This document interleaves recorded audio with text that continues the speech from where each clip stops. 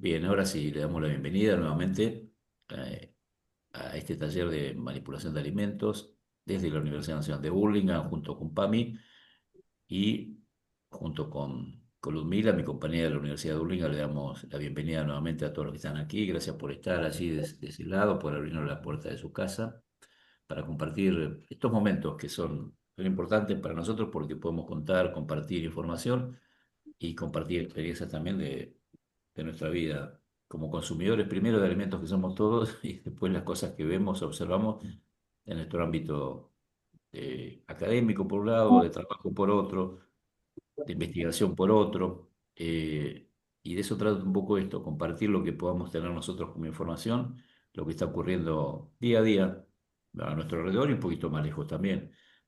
Y hablando de estos temas, no sé si han leído, en esta semana el SENASA, que es el Organismo Federal de Control de Alimentos en la provincia de La Pampa, en Lonquimay, decomisó, intervino y decomisó mercadería que era carne de jabalí, que habían encontrado larvas de triquina en la carne de No, jabalí. Y bueno, fue una medida preventiva, siempre se habla de la prevención. En este caso, al hacerse un estudio de laboratorio, el laboratorio detecta las larvas en la carne. Y esa carne de jabalí que habían cazado los cazadores estaba contaminada, con lo cual se dispuso una medida que es preventiva, que es la de decomisar, desnaturalizar. Eso se inutiliza para no ser consumido y se somete a temperaturas mediante la cual la larva muere y no queda en el ambiente. Pero bueno, son animales silvestres que son susceptibles de estar con el parásito Trichinella spiralis, así como se lo llama científicamente, y es uno de los temas más difíciles de poder resolver porque tiene que ver con las conductas de las personas, a veces el desconocimiento de los cazadores que van a cazar y a lo mejor por hábito y por vocación de ser cazadores, van por la cabeza del jabalí, por los colmillos, para la competencia de esos concursos de caza de animales silvestres y dejan los cadáveres tirados en el campo. Y luego, bueno, toda la cadena trófica alimentaria que tenemos se encarga de eso. Las aves de rapiña que van llevándose la carne, las que son carnívoras, el peludo también que es susceptible de tener triquinosis, nada más que el peludo, como quienes comen peludo en el campo lo cocinan, entonces el fuego mata la larva del parásito y no hay parasitosis, no hay triquinosis, pero el riesgo viene con alimentos crudos. Por eso quienes hacen a lo mejor cazan un jabalí, es una carne similar, con un sabor por supuesto mucho más silvestre que la del cerdo, está alimentada pastura natural, entonces eh, hacen chacinados crudos, chacinados secos, ¿no? Lo que sería el chorizo del campo. Y después lo comen la carne está cruda. Y ahí se da una paradoja que el parásito no muere en contacto con la sal. Se le agrega sal nitro como cualquier chacinado. Sin embargo, con la sal el parásito no muere. No muere con el ahumado, solamente muere con la temperatura. Por eso los que consumen carne asada, lechón, y no hay, la larva muere cuando se somete a una temperatura que supera los 70 grados centígrados. Pero bueno, el resto de los alimentos que son crudos, chorizo seco, bondiola, panceta, jamón crudo, los más comunes, digamos, en términos de alimentos crudos en carne de cerdo, están susceptibles de causar la enfermedad. Y además de esos animales que mencioné, el jabalí y el cerdo, que son como primos hermanos de acuerdo a la ontología de la especie, aparece otro animal como el caballo, que si bien no es un animal que esté permitido el consumo acá en Argentina, está prohibido por ley consumir caballo, más allá de que esté la ley, no se respeta y se consume caballo igual. Entonces, los que consumen carne de caballo, el caballo puede incorporar la triquina, es susceptible de ser hospedador definitivo del parásito llamado triquina, y las personas pueden llegar a contraer eh, parasitosis a partir de la carne de caballo. ¿Y dónde se encuentra? Ahí en esas carnes que nosotros no la podemos ver a la vista fácilmente. Inclusive en muchas carnicerías que pueden tener carne de caballo, ¿dónde va a parar esa carne? A dos productos de los cuales nosotros no vemos la carne. El claro. embutido, el chorizo, el embutido y la milanesa. Entonces, A veces los precios también juegan un poco en esto, cuando uno ve precios demasiado baratos respecto a lo que es el producto más o menos en el mercado, es para mirar un poco con atención, ¿no? Más allá de la cuestión económica, creo que de eso no se vuelve en términos de salud. Una vez que uno está parasitado, el parásito convive el resto de nuestros días con nosotros y depende de la cantidad de carga parasitaria que tenga el organismo de las personas, va a ser mayor o menor el dolor que tenga su cuerpo. ¿Por qué? Porque así como estamos conformados nuestra musculatura, el parásito lo que busca es incorporarse a las fibras musculares. Pensemos que nuestros músculos están conformados como si fueran las pajitas de la escoba, que se compactan todas para poder barrer, esas que están muy apretadas. Bueno, y cada miofibrilla, que es un haz de fibras del músculo, está rodeada de nervios. Entonces, el parásito se tiene que abrir lugar entre dos fibras musculares que conforman un músculo. Imaginemos que cuando quiere pasar entre dos fibras musculares saliendo del vaso sanguíneo, comprime y es como que compacta el nervio y ahí hay dolor. Ese dolor, y a modo, me extiendo un poco en esto, pero tiene que ver con lo que ocurre en la vida real, ¿no? En este tipo de actividades como las que estamos con ustedes, recorrí muchísimos lugares de Buenos Aires por un lado, del país por otro, con este tipo de charlas, y siempre el lugar que iba, sabiendo un poco el historial de cada región, hay regiones que son endémicas, que hay mucha parasitosis de triquina y hay personas mucho más afectadas. Y en la provincia de Buenos Aires tuvimos varios episodios a lo largo de los últimos 30 años muy emblemáticos. Uno de ellos en Bahía Blanca, ya por el año 1998, y que causó infinidad de enfermos, infinidad de enfermos. Y luego todos los años hay en Ayacucho otro también que fue grande en 2003. Hace 2 años tuvimos en Saliquel otro que fueron casi 400 personas. Y esas personas quedan de por vida enfermas. Y de acuerdo a lo que dicen los especialistas, el parásito busca los músculos de mayor actividad. Y si bien en Argentina no tenemos datos concretos, bibliografía que nos pueda afirmar que fue el parásito se incorpora al miocardio, al músculo cardíaco, pero nada quita que pueda haber ocurrido muchas muertes que ocurren, como dicen las partidas de función, un paro cardiorrespiratorio, no traumático. Alguien muere, de alguna forma u otra muere. Si no hubo ninguna causa alrededor que sospeche, lo que haya que dé lugar a alguna sospecha, es una muerte natural. Pero no está, por lo menos, estudiado que haya casos que se hayan concretado, porque nadie hizo quizá una autopsia nunca de una persona que haya fallecido y haya encontrado el parásito en el miocardio. Pero los músculos buscan músculos de mucha actividad. De hecho, en el cerdo, en la faena, el diagnóstico en el animal porcino se hace una vez que el animal es faenado y se busca el músculo diafragma, que es el músculo que separa el tórax del abdomen, la famosa entraña que vemos en la carnicería. Es un músculo que permanece permanentemente en movimiento. Se extiende cuando insuflamos el oxígeno para respirar y se contrae cuando expiramos. Entonces, es un músculo que está continuamente en movimiento 24 horas por día, 365 veces por año, con lo cual es un músculo de mucha actividad, con mucho ácido láctico. Entonces, hay un factor que orienta a que el parásito busque músculos de mucha actividad. Lo menciono esto porque es una enfermedad quizá no siempre conocida, sobre todo acá en el ámbito urbano. En muchos municipios, muchos lugares rurales, es muy habitual que la gente faene un animal y se lo consuma, y lo que le sobra lo vende por ahí, o va a una fiesta y lo regala y lo comparten, y ahí caen todos enfermos. A veces el primero cae es el que lo elabora, porque tiene como una costumbre, cuando preparan el amasijo, con el tocino, con la carne, y le ponen los condimentos, lo prueba el que lo elabora, crudo, lo prueba cruda la carne, y lo prueba para ver cómo está el sabor.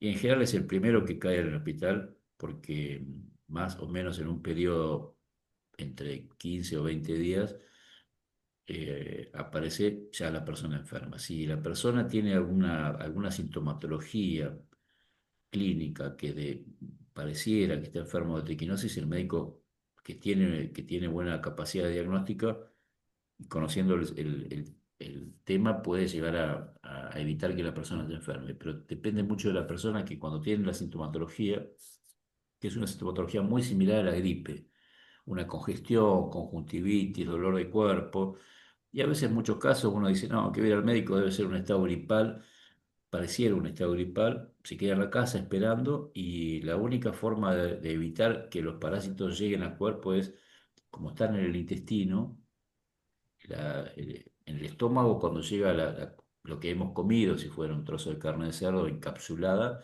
al llegar al estómago, el ácido clorhídrico, la pepsina, van degradando el músculo de ese trozo de carne y se libera el parásito.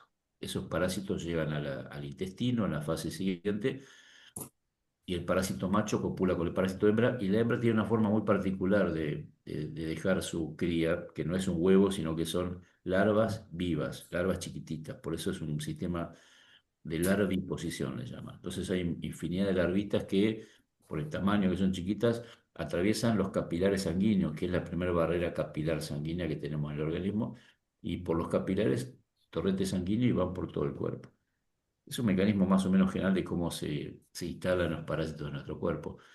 El médico tiene la solución cuando, si vamos a una visita temprana, preventiva, con un primer cuadro de sintomatología gripal y recién hemos consumido hacia 2 o 3 días la carne de cerdo, en este caso, el médico nos puede dar un antiparasitario de amplio espectro que elimina todo lo que está en el intestino. Entonces, el parásito no tiene tiempo de ingresar a nuestro cuerpo. En algunos casos se da, pero hay que tener la capacidad del médico de tener una visión, depende el lugar donde está, el conocimiento.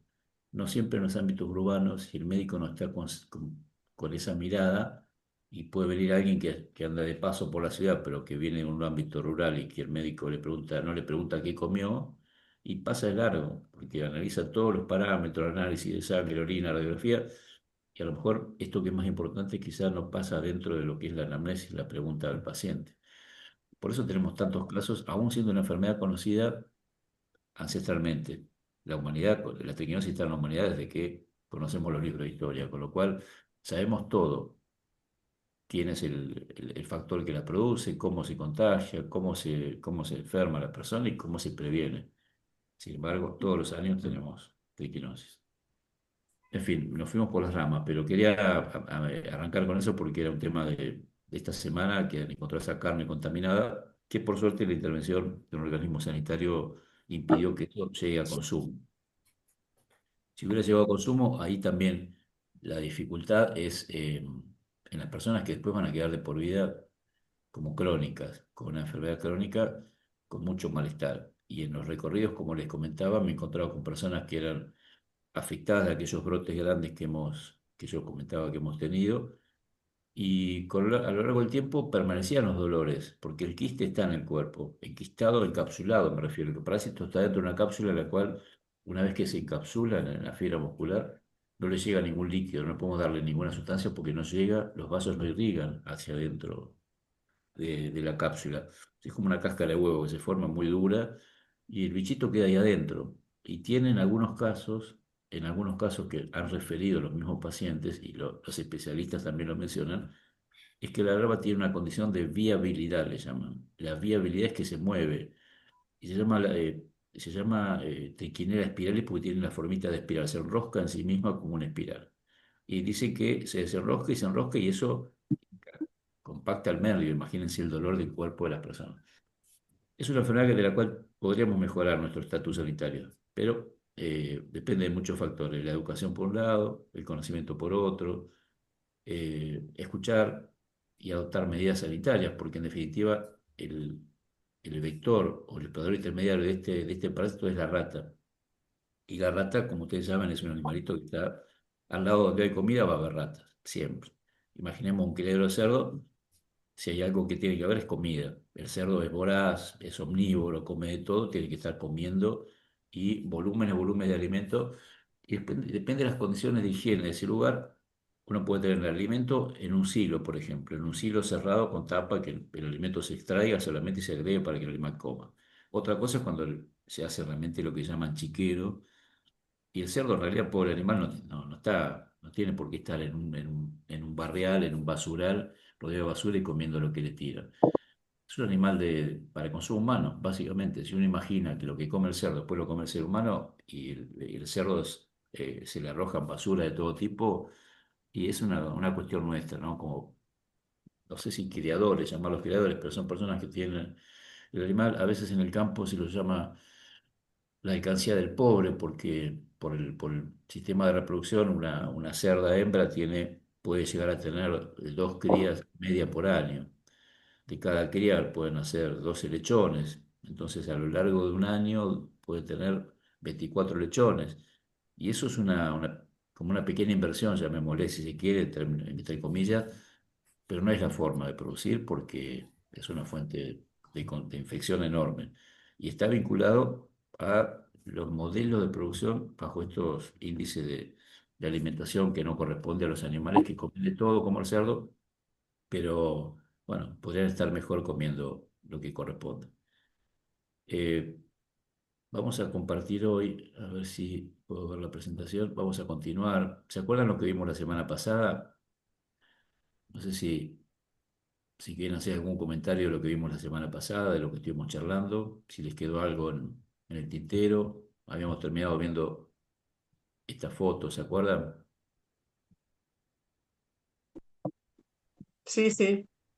Y de lo que vimos la semana pasada, si a lo mejor en el término de estos días quedó boyando algo, quedaron pensando en algo, si les llamó la atención algo de lo que vimos, si quieren comentarlo. Me permite una pregunta que si no es para responder ahora, la dejamos pendiente para algún otro momento. Sí, cómo no.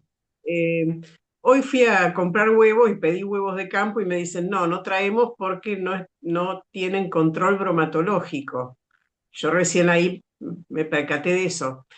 ¿Cuál es el peligro de consumir huevos de campo que no hayan sido controlados? Y el Que de peligro, hecho no son controlados los de campo, no son controlados por bromatología, ¿no? claro, el peligro asociado a los huevos es una bacteria llamada salmonela, que Sí. provoca una enfermedad llamada salmonelosis, de la cual hay distintas cepas de bacterias, pero principalmente vinculada a la salmonelosis. A la diferencia entre el sistema productivo no convencional o a campo, si en el campo nadie tiene la precaución de tener esos animales bajo control sanitario, pensando que la salmonela no es solamente de las gallinas, la salmonela está asociada a las aves en general, como bacteria intestinal de las aves. Y las aves no son solamente la gallina. Pensemos que hay aves silvestres, así como hablamos del cerdo silvestre que es el jabalí, que no está bajo control del ser humano, y el cerdo doméstico sí. Al cerdo doméstico uno le puede implementar un plan sanitario. A las aves domésticas lo mismo, a las gallinas. Por eso los criaderos, los llamados criaderos industriales, donde hay, no sé, 100.000 gallinas en un galpón, imaginemos que se enferma una gallina y por transmisión horizontal se mueren todas las gallinas. Eh, El dueño de esa empresa no puede perder 100.000 ponedoras o 100.000 gallinas o 100.000 pollos de carne por verse afectado por una enfermedad que tiene predicción, en principio a partir de un antibiótico que se les aplica. El antibiótico impide que la bacteria impacte en el organismo, como cualquier antibiótico. Entonces, están todas bajo un sistema de salud o de control de salud preventivo que impide que se enfermen. Por eso los huevos de carácter industrial, los que son de criadero, están todos con planes sanitarios. Y las aves silvestres, que rodean cualquier lugar en el campo, y a eso lo llamémosle palomas, gorriones, aves rapaces, todo ave que no está bajo control del ser humano, es una ave portadora de la salmonela.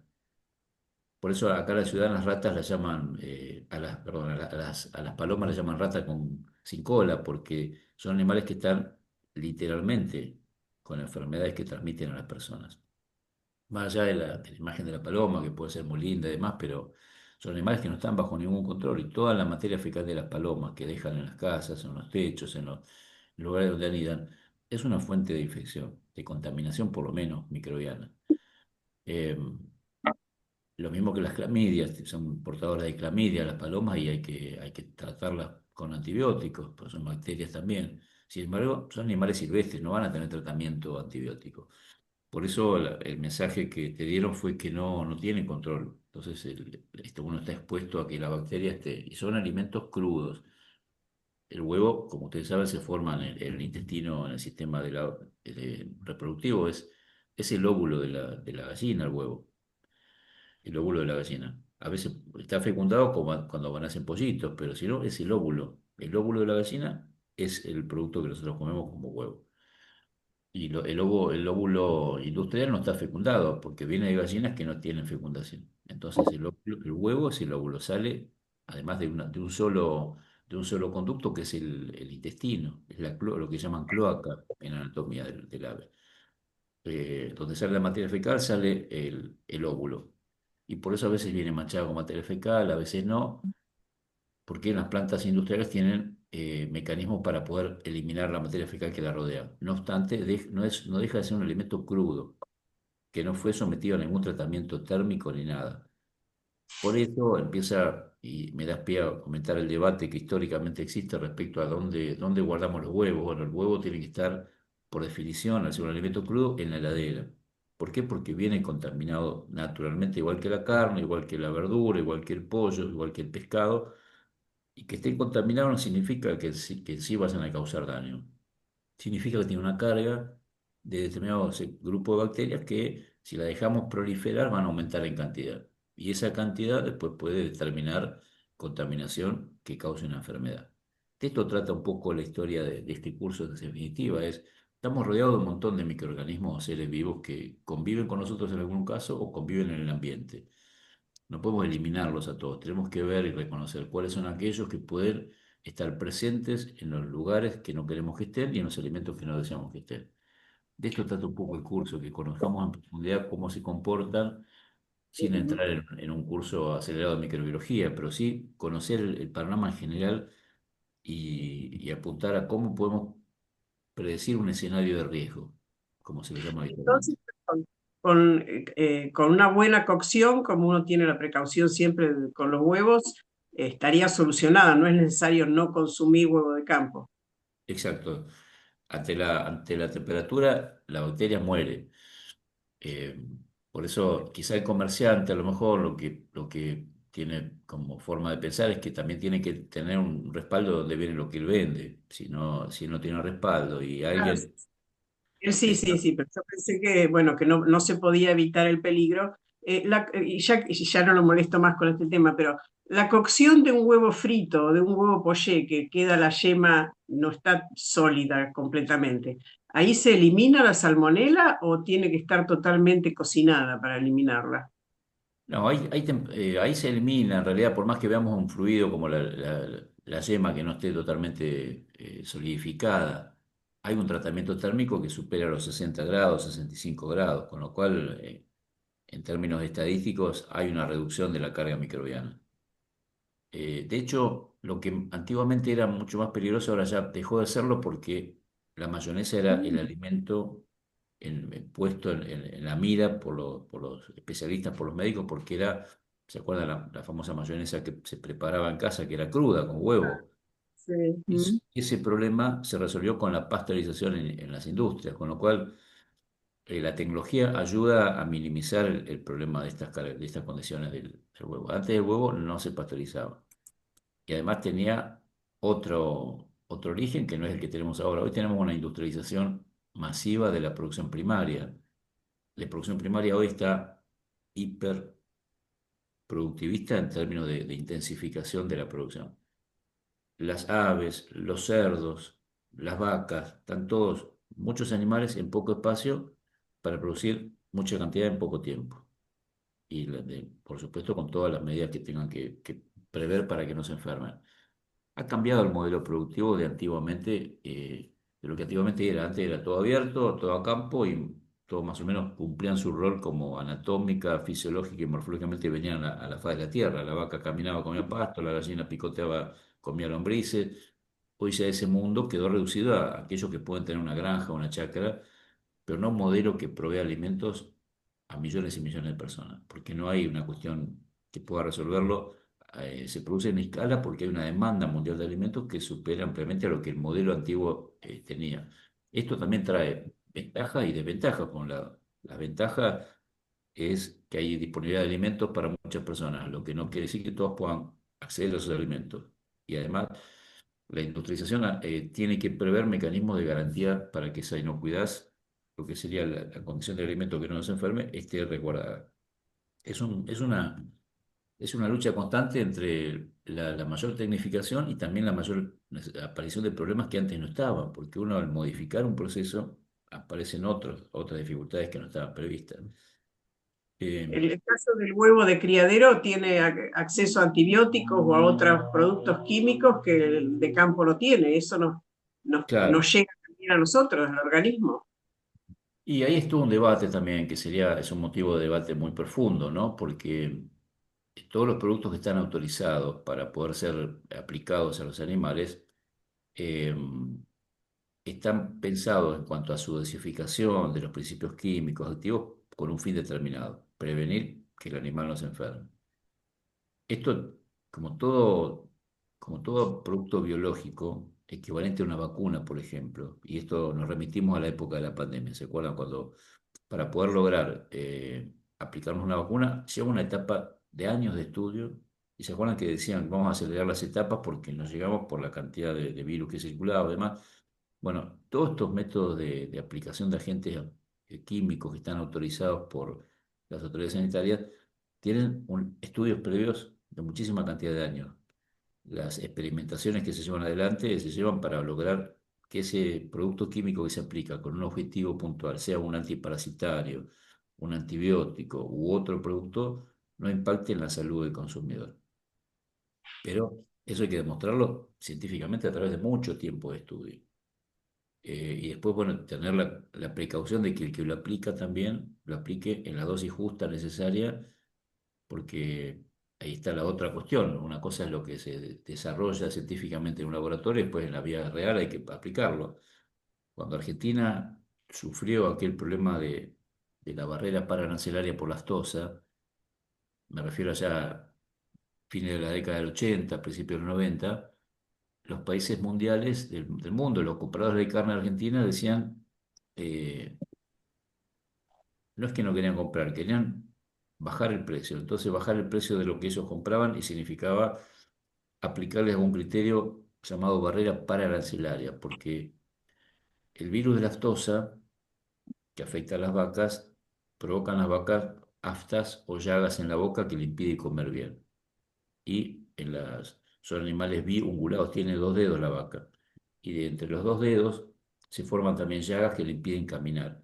Y la vaca es un herbívoro, tiene cuatro estómagos, su vida natural está preparada para que si cayó en la faz de la tierra para caminar y comer pasto.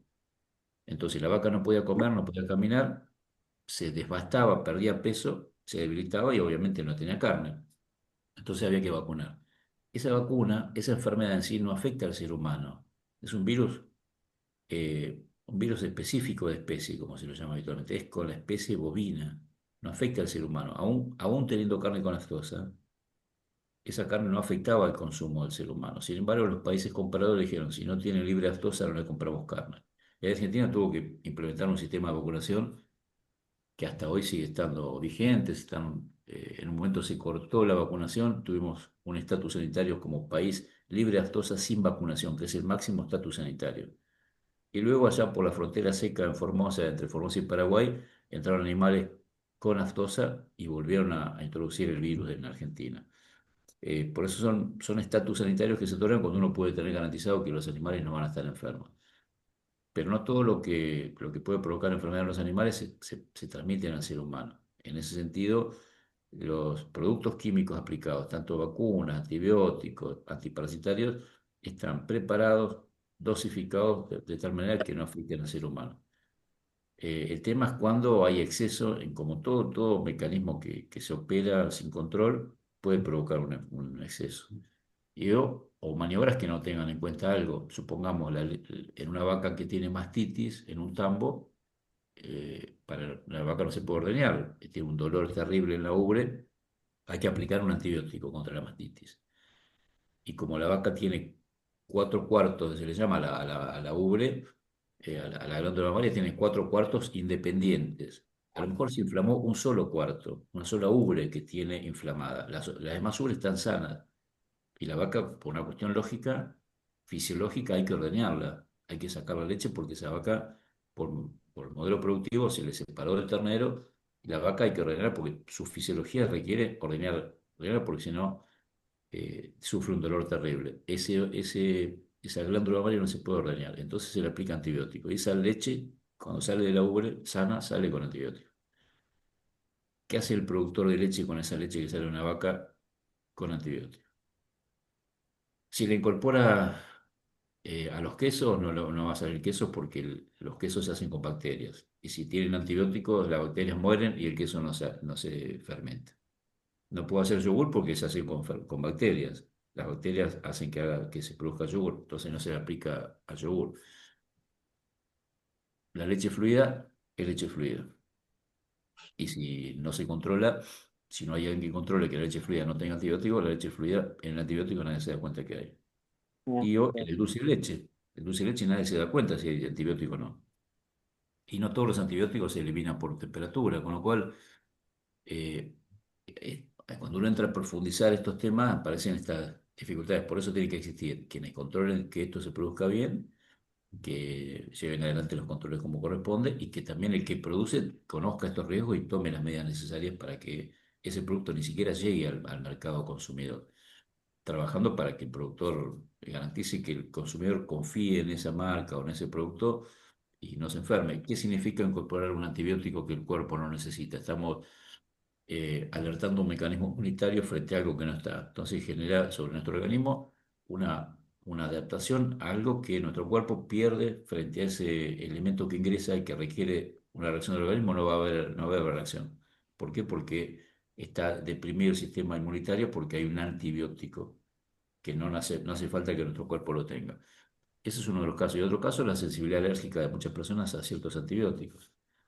Esto es un mundo complejo, pero llevado a la práctica, la producción a veces, si no se califica quien produce alimento de una manera que sepa dónde mete mano, cómo mete mano, qué tiene que poner, qué no tiene que poner, qué no debe, qué no puede, es un modelo que hay que llevarlo a la práctica. Por eso, en este sentido, la capacitación de los que producen alimento, no solamente el alimento puesto en góndola, sino desde el origen.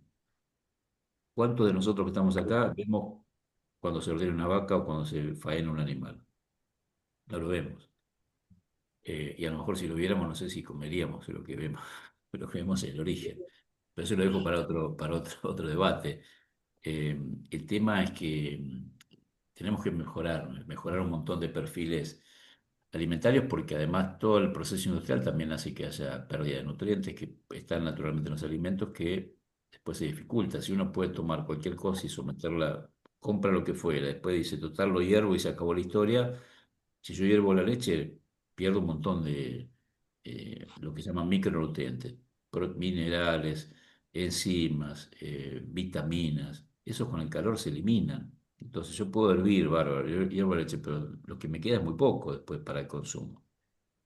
Por eso es apasionante porque realmente todos los factores tecnológicos sirven, pero en tanto y en cuanto no se puedan medir hasta dónde y qué aplicamos, por barrido uno dice barro, le meto fuego a todo y se acabó la historia. Y tampoco es el hecho de ponerle fuego a todo porque desnaturalizamos, el fuego desnaturaliza las proteínas, las elimina, las destruye.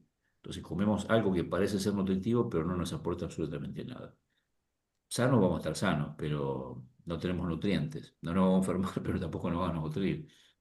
Es un poco el debate de esto, ¿no? ¿Cómo podemos producir alimentos de forma saludable, con nutrientes y que sea inocuo? Ahí, Norma, levantaste la mano, no sé si quieres comentar algo.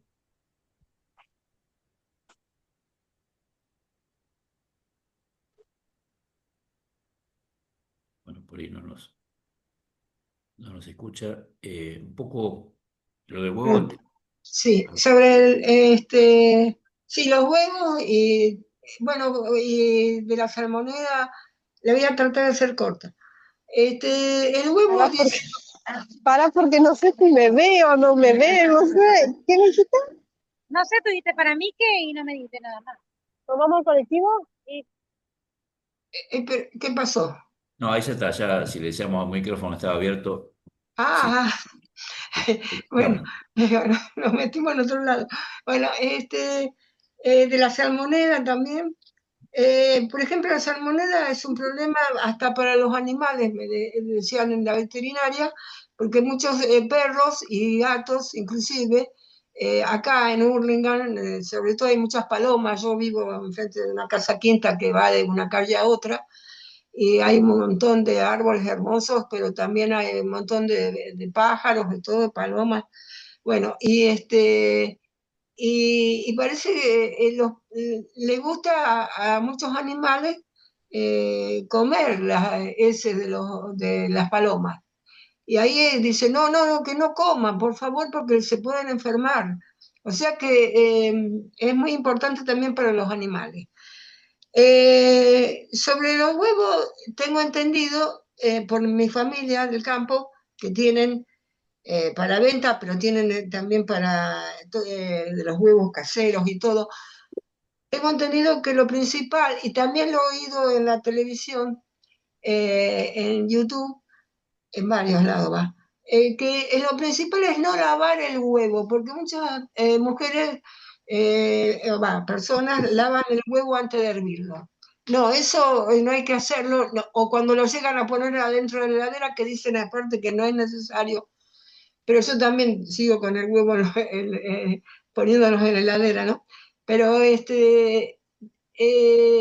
que no laven, para no ensuciar, a veces vienen sucio y lo quieren lavar, porque dice que viene recubierto ya en la naturaleza, que lo importante es no lavarlo porque es una contención de los microbios que no pueden entrar.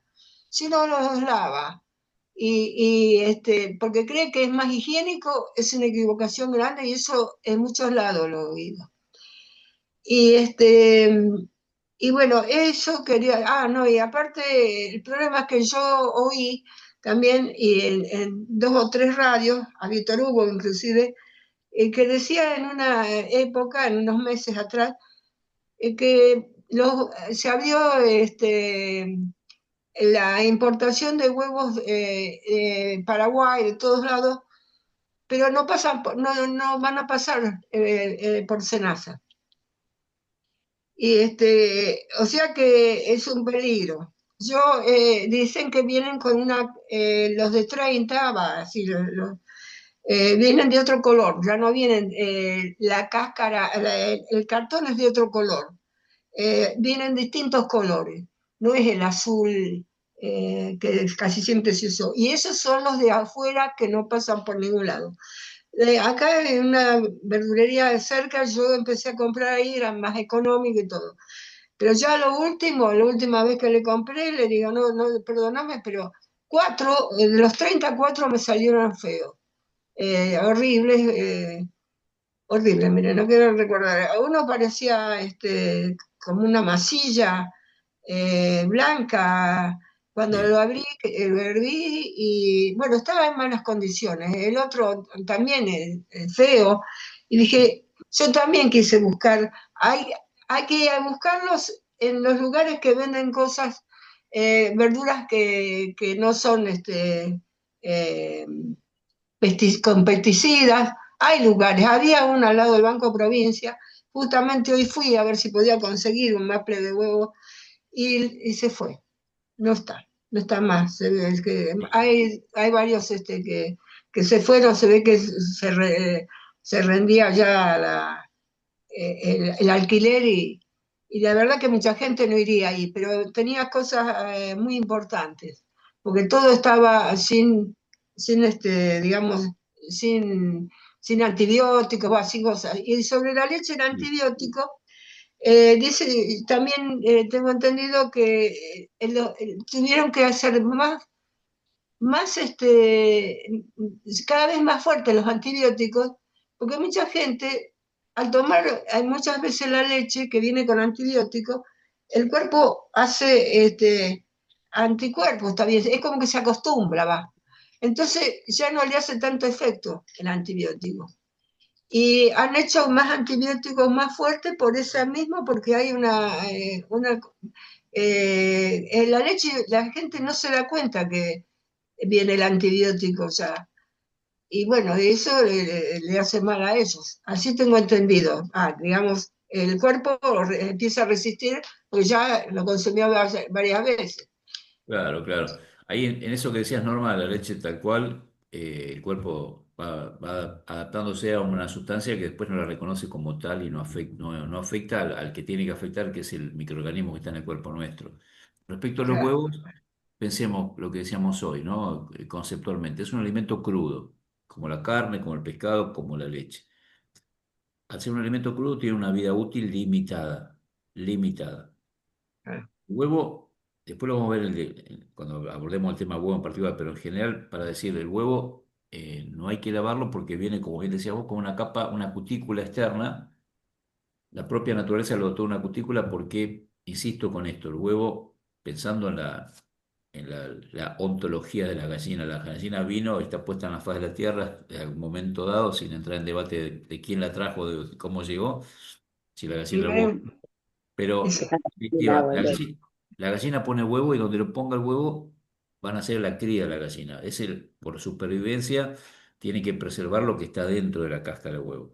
Esa supervivencia se da a partir de esa capa externa que impide que ingresen gérmenes que puedan afectar lo que está dentro, que es el futuro pollito, embrión o futura gallina que van a ser. que Por eso sabia la la capa naturaleza. protectora.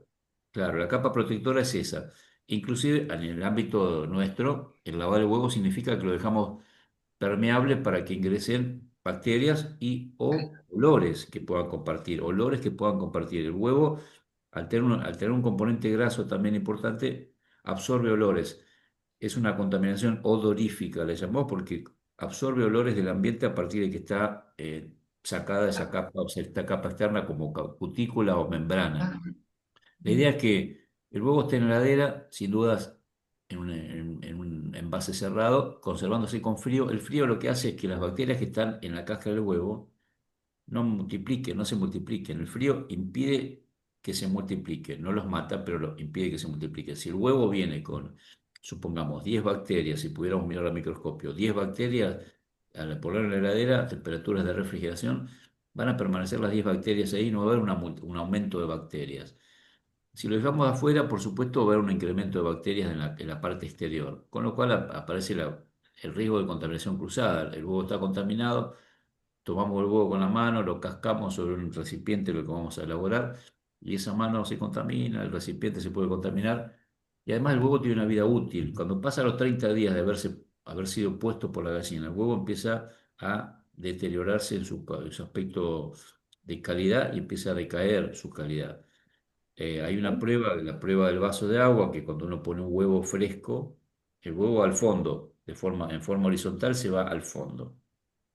Cuando el huevo va pasando el tiempo, en la parte más ancha de sus extremos, vieron que tiene dos polos el huevo, un extremo más ancho y uno más agudo. En la parte más ancha del extremo más ancho del huevo, ahí está la cámara de aire, que a medida que el huevo se va envejeciendo, esa cámara de aire se va ensanchando, va aumentando. Al aumentar la cámara de aire, el huevo está horizontal, después se va poniendo vertical. Cuando el huevo se pone vertical y flota, ya es un huevo que no se puede consumir. claro, Esto, sí, sí. pensemos que uno en casa lo puede llegar a hacer la prueba, pero pensemos que el huevo es un alimento para uso, supongamos, de carácter industrial.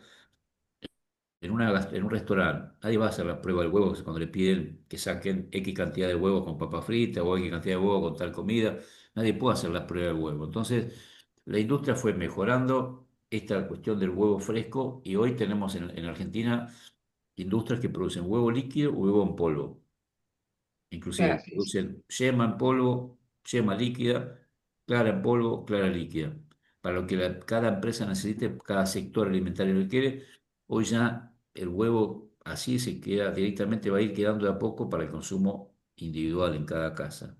Las industrias, los lugares de gastronomía que necesiten tener huevo, para uso industrial o elaborar otros alimentos, están comprando esos productos que son industriales con menos problemas, en definitiva, ¿no? En términos de vida útil, lo que está liofilizado, que está líquido, tiene una vida útil más prolongada. Eso es parte de la tecnología industrial que mejora que la proteína se mantenga, que el huevo tiene sus características de aportes nutritivos con una vida útil más prolongada, pero para un objetivo distinto que no es el huevo que nosotros conocemos para el uso doméstico, cuando hacemos un huevo frito, un huevo duro.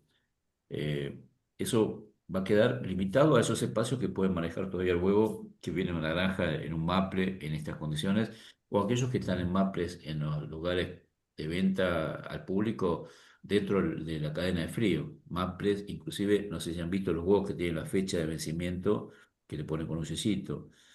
Bueno, de a poco hay que ir migrando a esos lugares donde el huevo, hoy lo vemos en un supermercado de grandes superficies, en una góndola, en un envase cerrado, con fecha de vencimiento y en cadena de frío.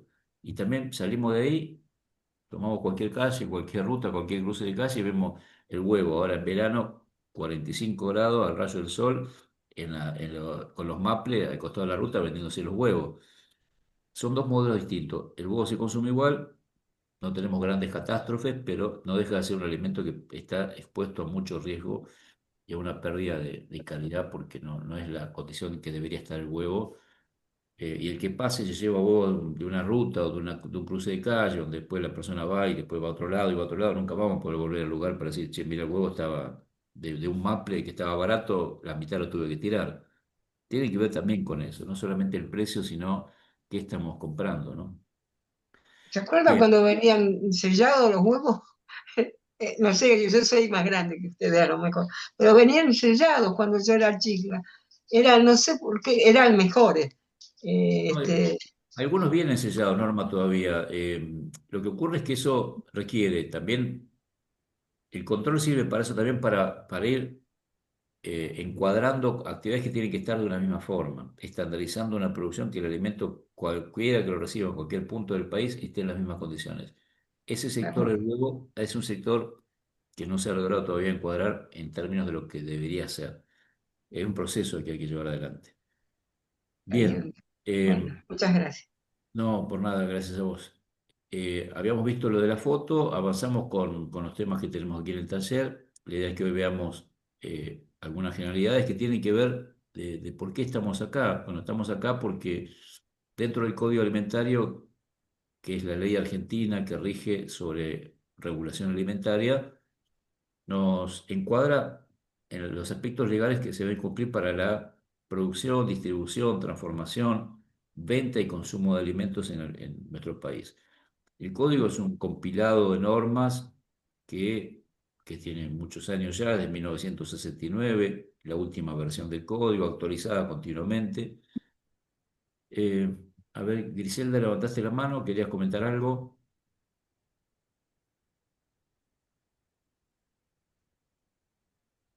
Bueno, tengo la mano levantada de Griselda, no sé si estás escuchando, y si no, seguimos. Decía, el código es un marco regulatorio, se actualiza de forma periódica, aborda todas las temáticas de la producción alimentaria con todos los sectores. ¿Por qué? Tiene que ver con los establecimientos donde se producen alimentos, sobre los transportes que transportan alimentos, las materias primas, sobre los edificios donde se producen los alimentos, sobre las personas que manipulan los alimentos, sobre el equipamiento que está incluido en el procesamiento de todos los alimentos, en la conservación de los alimentos, en los envases, en el etiquetado, que es lo que vamos a ver a lo largo de este curso. Todo eso está dentro del Código Alimentario Argentino, incluido todo lo que tiene que ver con las normas higiénico-sanitarias, bromatológicas, de calidad, de genuinidad, que es lo que vamos a ver también ahora. Se actualiza continuamente porque hay avances a nivel internacional, a nivel mundial, de cosas que antes no estaban y se van incorporando. Nuevas, aunque existían, pero no estaban incorporadas jurídicamente a nuestra normativa. ¿Cuál es el objetivo principal de una norma que regula los alimentos? Proteger nuestra salud. Ese es el objetivo, acá en Argentina como en cualquier parte del mundo. Y hay autoridades que están encargadas de hacer esta tarea, a nivel nacional y a nivel provincial y municipal también. Y a nosotros en particular, para hacer este curso, el Código Alimentario lo establece obligatorio para aquellas personas que están en contacto directo o no con alimentos en un aspecto laboral. Y es el artículo 21 del Código el que regula que este curso, después de haber transitado por todos los temas que están previstos aquí, la persona puede acceder a un carnet de manipulación que lo habilita para, en el lapso de 3 años, trabajar en el sector alimentario. Y lo que vamos a ver, generalidades, alimentos seguros, las 5 claves de inocuidad alimentaria, las enfermedades transmitidas por alimentos, los alimentos libres de gluten. y complementariamente todo lo que es el aspecto de nutrición y los sistemas llamados de gestión de inocuidad de alimentos, que es lo que se implementa en cada lugar para poder garantizar que ese alimento no nos cause daño. Todo esto está dentro del curso y genera al final de este taller, como dijimos el primer día, la posibilidad de acceder a un carnet de manipulación que tiene un plazo de 3 años y se renovará una vez que se venza. No será ni obligatorio hacer el curso nuevamente, sino que se pedirá para renovarlo por otros 3 años, rendir un examen sobre las cosas que han ido apareciendo nuevas, sobre una evaluación sobre los conocimientos que la persona tiene. Después vamos a enviar, cuando finalicemos el curso, lo que hace falta para completar este carnet. Este es el carnet oficial que se emite a través de la Universidad Nacional de Burlingame, que es una entidad capacitadora oficial reconocida por el Estado provincial, que es quien otorga este carnet. Hay un sistema de plataforma informática a través del cual los datos que ustedes, cuando finalicemos el taller y los que quieran acceder a este carnet, les vamos a pedir que nos envíen una foto, la copia del DNI, los datos personales que van a figurar acá en el dorso del carnet, y va a ser un carnet de manipulación de alimentos válido en todo el territorio de la República Argentina, con un número identificatorio y un vencimiento con la fecha que está acá adelante y un código QR que va a permitir que cualquier persona que quiera verificar si ese carnet está vigente, escanea con su cámara de fotos del teléfono celular y lo remite al sistema oficial de la provincia donde están la base de datos de las personas que están con el carnet en su poder. De esto trata un poco el fin del curso. Una vez que se finalice, pueden acceder a este carnet para aquellos que lo necesiten y lo quieran. Decíamos, este es el material que nosotros como compartimos el primer día, ¿se acuerdan? Este material de lectura recomendada que tiene que ver con todo lo que estamos viendo desde el día 1 hasta el final. Vamos a ir a ver temas que están dentro de estos materiales. Este es un manual de manipulación que emitió la provincia de Buenos Aires. Este es otro manual también hecho en la Universidad de Tandil. Y este es otro manual que hicimos en la Universidad de Hurlingham, todo vinculado al tema alimentos. Y para arrancar con el concepto de qué es un alimento en base al código alimentario, si bien todos sabemos que es un alimento, pero el código alimentario, que es nuestra ley argentina en esta materia, nos dice que un alimento es toda sustancia o mezcla de sustancias naturales o elaboradas que ingeridas por el hombre le aportan a su organismo materiales y energía necesarios para el desarrollo de los procesos biológicos. Es decir, que todo aquello que nos aporte energía y materia. Cuando hablamos de materia decimos proteína, básicamente la proteína que es la que conforma nuestros huesos, nuestros músculos, nuestros ligamentos, nuestra estructura de soporte. Cuando hablamos de energía, hablamos de los carbohidratos, hidratos de carbono, que nos aportan energía para poder movernos y tener actividad vital. Y los lípidos, que también son parte de esta estructura, son aquella reserva que tenemos en el cuerpo, en que cuando no tenemos un alimento y tenemos un ayuno prolongado, esas grasas que nuestro cuerpo sufren un proceso que se degradan y se convierten en hidrato de carbono para que el cuerpo tenga energía. Las grasas son como el tanque de combustible de un vehículo, es la reserva que tenemos para que nuestro cuerpo tenga actividad.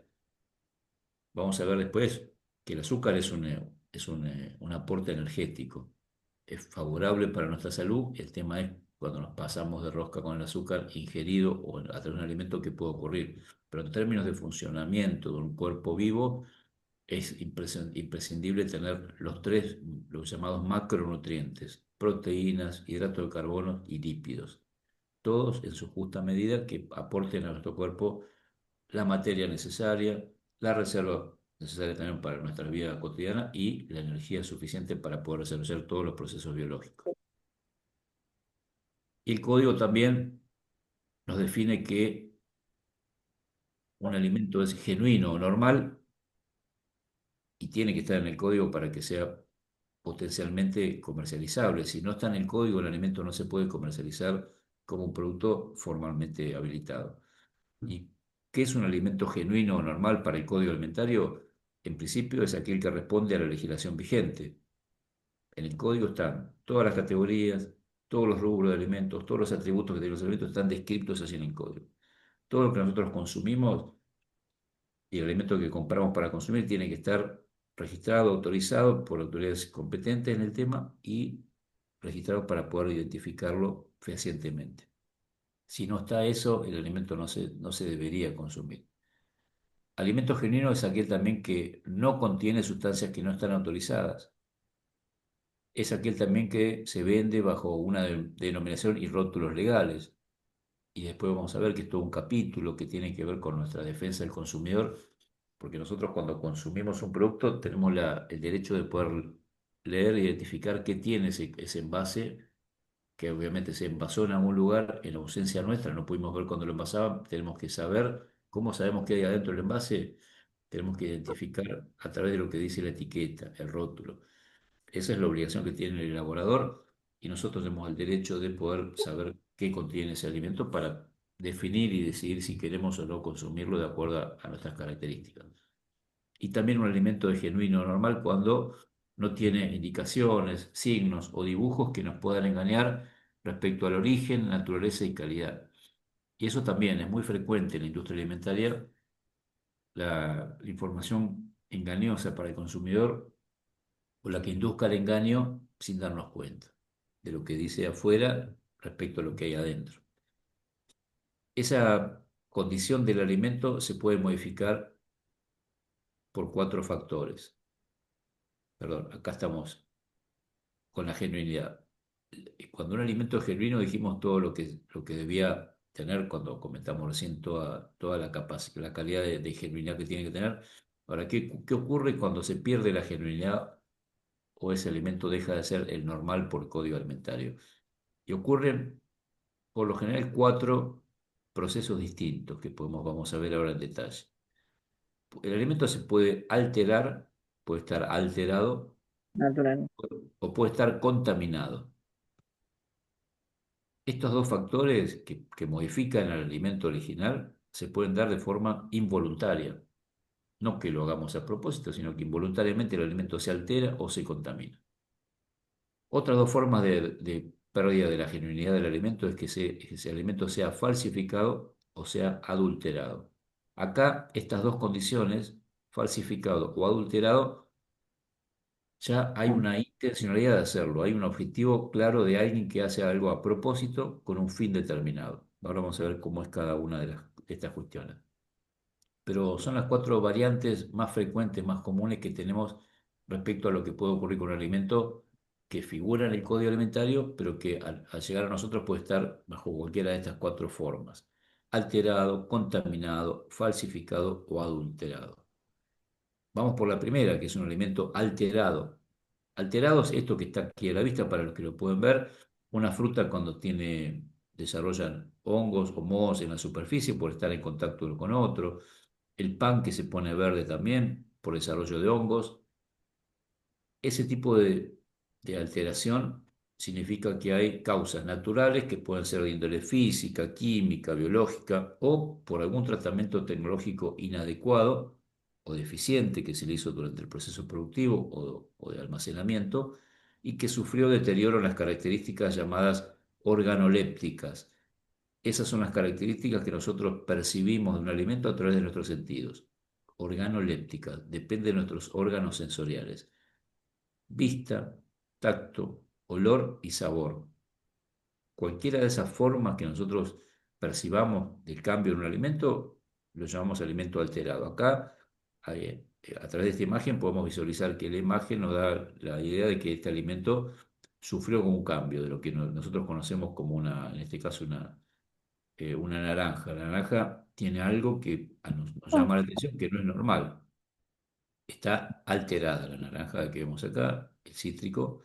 El pan lo mismo, el pan sufrió alguna alteración. Hay desarrollo de distintas manchas con hongos verdes y hongos blancos también que no deberían estar ahí. Cambió las características organolépticas, cambia su composición y también cambia en su valor nutritivo. Estos son los ejemplos más comunes, los ponemos porque son los más fáciles de identificar, más fácilmente reconocibles por todos nosotros porque lo vemos muy seguido, cuando un alimento ya, a lo mejor por distintos motivos, pierde su condición y pasa a estar de esta forma. Alimentos con hongos, con la carne descompuesta cuando se abomba, que está fuera de la heladera, la leche que está fermentada o se corta, las galletitas que deben ser crocantes y se ponen húmedas. En todos los casos no necesariamente provocan una enfermedad, pero hay algo que nos avisa de antemano que ese alimento no se puede consumir. Entonces dejamos de consumirlo a partir de lo que observamos o lo que sentimos o percibimos por los sentidos. Esto se llama alimento alterado. No hubo voluntad de modificarlo, sino simplemente se modificó por distintos factores, físicos, químicos, tecnológicos, biológicos, que hizo que ese alimento pierda su condición de genuino. Acá vemos algo que ocurrió el otro día, hace un par de semanas, con la aparición de este tomate triturado de marolio, que se había detectado que en ese tomate triturado habían visualizado una vez que lo abrieron esto que parecían gusanos blancos en esta imagen del medio, parecían gusanitos dentro del tomate triturado de marca Marolio. Eso que parecían gusanitos, a la primera observación que tuvo la persona que abrió el envase, se comunicó con las autoridades sanitarias y automáticamente al comunicarse con la empresa decidieron retirar del mercado el lote de todo este producto maróleo triturado. El lote, no sé si ven acá arriba donde yo tengo la flechita, que hay una letra L en este número que dice abril 2027, que es la fecha de vencimiento, y abajo hay una L, 25.114, y al lado hay una hora, 1926. Ese lote, ese es el número del lote. La L 25.114 es el número del lote, es el número que el elaborador le agregó a una cantidad de tomate triturado que en ese momento, en ese día, en ese lugar, envasó. Supongamos que hayan sido en ese lote, digo, cualquier número que al azar, pero para poder graficar qué es un número de lote. Lo coloca el elaborador el número de lote. Y él después tiene que demostrar a través de ese número de lote, mediante planillas que tiene que completar, cuál es la materia prima, dónde provino, cuál fue el proceso al cual fue sometido, con qué envase se envasó, todos los datos que puedan llevar a identificar algún factor de riesgo que haya podido estar ahí, que haya desembocado en esto que se observó.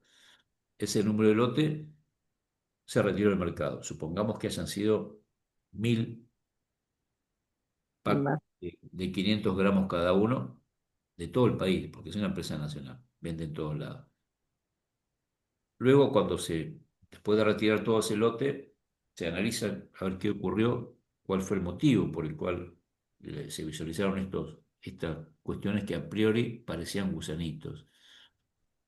Después, esa investigación, obviamente el Estado interviene, la empresa tiene que retirar del mercado todos los productos, eso corre por cuenta de la empresa, tiene que hacer la logística inversa, la logística de distribución, así como Marolio de algún lugar.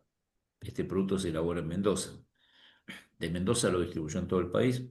Lo mismo tiene que hacer la empresa Marolio, retirar de todas las góndolas, puntos de venta del país de ese producto, con ese lote retirarlo para su análisis.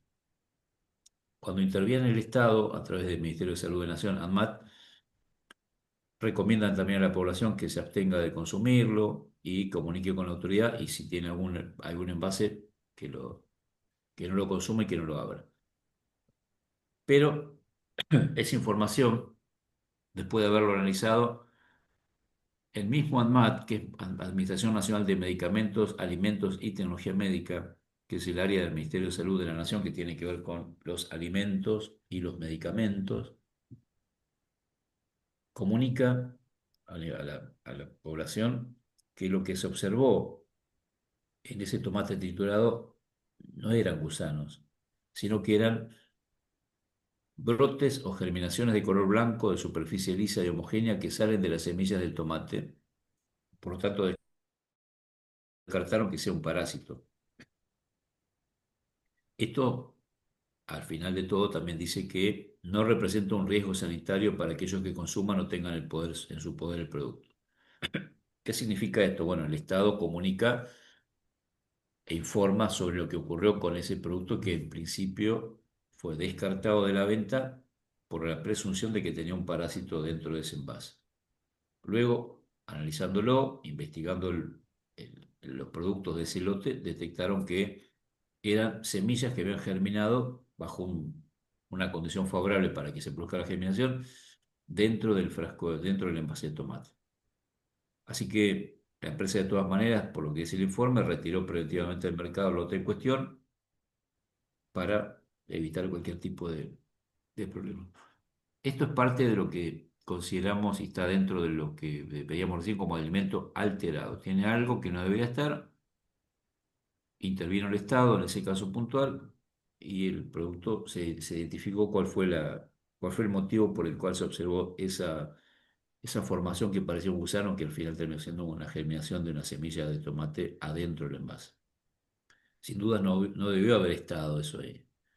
Es una de las medidas correctivas que tiene que aplicar la empresa para evitar que haya este tipo de problemas nuevamente en un tomate de su propiedad. Acá vemos otra opción, dijimos alimento alterado, era este que vimos recién. Involuntariamente ocurrió lo del brote de la semilla, pero no debió haber estado. Otras de las figuras que dan como resultado un alimento que pierda la germinalidad es el alimento falsificado. El alimento falsificado es el que tenga la apariencia y caracteres generales de un producto legítimo, protegido o no por una marca registrada, y se denomine como este sin serlo, o que no proceda de sus verdaderos fabricantes o zona de producción conocida y o declarada. Y acá, bueno, seguimos con Marolio porque Marolio también fue en su momento, acá fue la empresa Marolio la que alertó sobre esta situación respecto a que había un envase, un alimento Marolio que es genuino, que es este que estamos mostrando acá, el que está a la izquierda, que tienen unos girasoles con un centro muy oscuro, donde están las semillitas ahí, muy oscuro, bien remarcada la marca Marolio, y el alimento falsificado es el de la derecha. Si ustedes ven con algún detenimiento la forma del envase, que es un envase especial porque el aceite tiene que tener una rigidez especial del envase para contener un volumen determinado. Este era el alimento falsificado, era muy parecido a Marolio, comparado uno con otro, al consumidor que va a comprar una góndola y ve Marolio y ve los precios y lo ve barato, lo compra porque ve la marca. Entonces acá hay una falsificación, que es una maniobra ya, ni siquiera es código alimentario, estamos hablando de un delito. El código alimentario es una norma contravencional. Quien viola el código, quien incumple con el código, quien infracciona el código, recibe sanciones como el decomiso de la mercadería, la clausura local o alguna multa, pero acá cuando alguien utiliza una marca de otro, envase y lo vende haciéndolo pasar por otro, ya sale del código alimentario y pasa a la justicia ordinaria porque está provocando daños y perjuicios a la empresa original que tomó nota del asunto e hizo la denuncia, radicó una denuncia en una sede judicial aplicando Código Civil, daños y perjuicios contra la empresa Marolio por parte de quienes estaban distribuyendo este alimento falsificado. ¿Cómo se detectó o cómo detectó la empresa que estaba falsificado? Porque las empresas de estas características como Marolio, como tienen distribución en todo el país, tienen un valor de venta en los lugares que se distribuyen el producto y llegaban comentarios de que este producto falsificado se bajaba, se vendía a los comercios más baratos del que lo tenía Marolio original. Y llegan a esta conclusión de lo encontraron allí y hay diferencias entre uno y otro envase. Si ustedes la pueden observar, la forma es muy parecido, pero son diferentes a la mirada detenida, observación detenida del envase de cada uno de ellos, son diferentes. Es el elemento falsificado, que es la segunda modificación que puede tener un alimento para perder la condición de genuino. Y siguiendo con los alimentos falsificados, lo de Natura también apareció, no sé si se acuerdan ustedes, que salió por todos los medios. Si miramos la comparación es muy similar. El de la izquierda es el original, Natura, y el de la derecha es el falsificado. Es parecido también, pero este de la derecha es falsificado.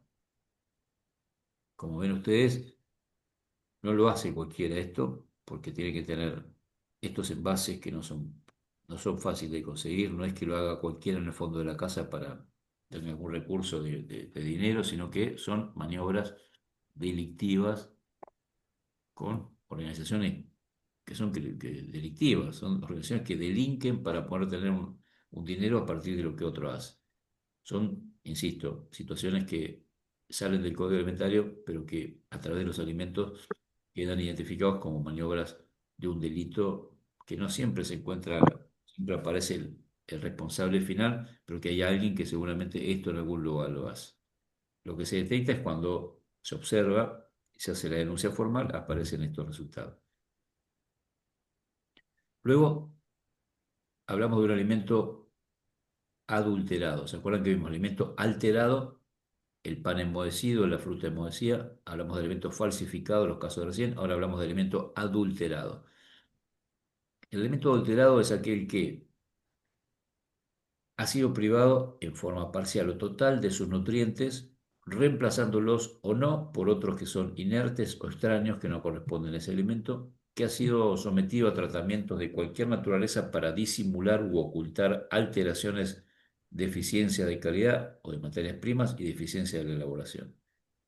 El alimento adulterado hay dentro de nuestro país uno de los productos que generalmente se busca para poder detectar esa maniobra de adulteración, que también es una maniobra intencional, dolosa, como dicen los abogados, de hecho a propósito con un fin secundario, es por ejemplo las especias vegetales, que son muy susceptibles de engañarnos con lo que hay adentro, porque la verdad que vemos algo que está ahí hecho un polvo o ramitas de algún color que pareciera ser el producto original, que no siempre son los originales. La miel, cuando se agrega glucosa, jarabe de glucosa a la miel, para darle una coloración ámbar y una, una consistencia viscosa. El aceite de oliva también, que vemos un envase oscuro del cual adentro no podemos visualizar el contenido y se presta para ese tipo de maniobras de adulteración de algo que no es originalmente el aceite de oliva, sino que es otro aceite que pareciera ser el oliva. Y uno de los casos muy emblemáticos que ocurrió hace algunos años con Carrefour fue este orégano, que fue una maniobra, pero una maniobra bien concreta de adulteración de un alimento. Carrefour vendía este orégano selecto, pero al control bromatológico se detectó cuando lo llevaron al laboratorio, a un muestreo, al azar, cuando se hace con este tipo de alimentos, se encontró que el orégano tenía un 25% de la composición de ese frasco era salvado de trigo coloreado, era cáscara de trigo coloreado. Tenía más del 3% de hojas que no se correspondían con orégano ni con salvado de trigo, y había también elementos histológicos de orégano, trigo y perejil. Y eso era orégano de Carrefour, orégano deshidratado, marca Carrefour, selección. Imaginemos que frente a una marca como Carrefour, con un alimento que contiene, que está eh, literalmente y en la forma se confirmó a través del laboratorio que estaba adulterado porque le habían reemplazado el orégano original por otros elementos que parecían orégano, pero no era orégano. De esto trata un poco las modificaciones que tienen los alimentos originales o genuinos. Se pueden alterar, se pueden falsificar, se pueden adulterar, como en este caso. Y por último, se puede contaminar un alimento. Y este es un poco el tema central del cual nos aboca a este taller, que es eh, trabajar sobre aquellos alimentos que son contaminados, que tienen en su contenido agentes vivos o elementos vivos, sustancias químicas, minerales u orgánicas extrañas a su composición normal, con componentes naturales tóxicos que en concentración mayor a las permitidas por exigencias reglamentarias aparecen en ese alimento que se puede evaluar. Y es lo que comentamos en estos encuentros que hemos tenido hasta ahora con ustedes, ejemplos concretos a través de microorganismos, como la Escherichia coli, que es una bacteria intestinal, que puede estar en verdura, en carne, los huevos con salmonela, que fue lo que charlamos en la parte inicial del taller, las verduras y los helados con una bacteria llamada Listeria monocytogenes. En fin, hay una cantidad de microorganismos que pueden estar presentes en los alimentos y se pueden aparecer por contaminación, sin duda de forma directa o indirecta, en ese alimento destinado al consumo humano. Y los factores que van a intervenir para que eso no aparezca tienen que ver con la higiene, con los procesos de cocción, con los procesos de conservación, con el agua potable para todas las maniobras de elaboración o de higiene y el control de las materias primas. Y luego el producto final y la conservación final en cadena de frío cuando corresponda. Todo eso que vemos son eslabones de una cadena llamada alimentaria o agroalimentaria que van desde la fabricación, la transformación, el envasado, el almacenamiento, el transporte, la distribución, la venta o suministro y luego nosotros como consumidores en nuestro ámbito doméstico, cómo hacemos con el alimento para poder manipularlo adecuadamente.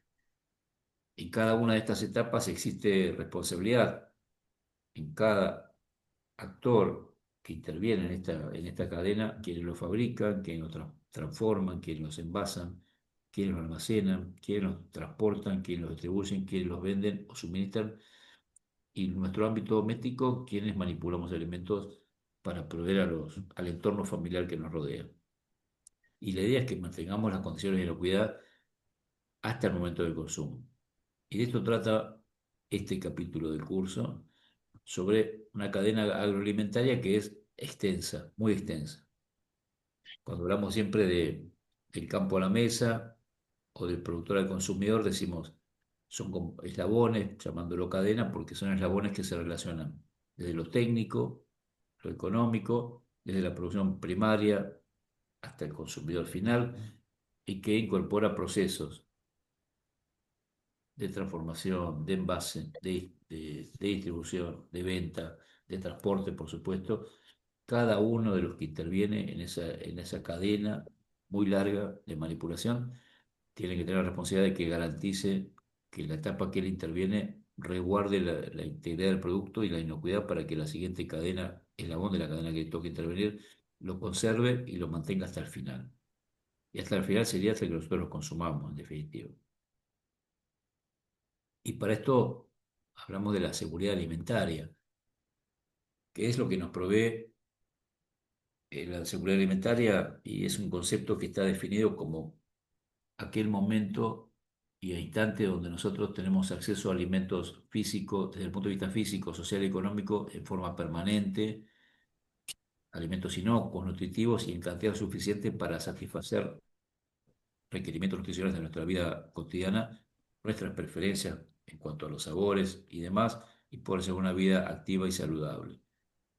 En la seguridad alimentaria se tiene que sostener bajo distintos eh, sistemas que tienen que incluir a los productores de alimentos, a los transportistas, a las industrias, a los comercios, al Estado, por supuesto, y a nosotros que somos los consumidores.